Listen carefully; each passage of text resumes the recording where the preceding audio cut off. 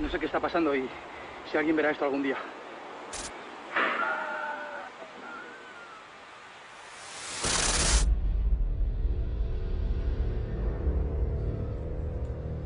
¿Cómo definiría científicamente un fenómeno paranormal? ¿Y si hacemos un estudio y le demuestro que todos son supersticiones?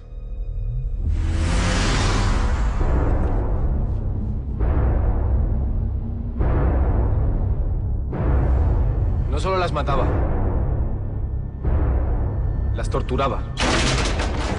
Era el médico del pueblo. Perdió el control y empezó a torturar a sus pacientes. ¿Y si le dijera que siguió matando después de su muerte?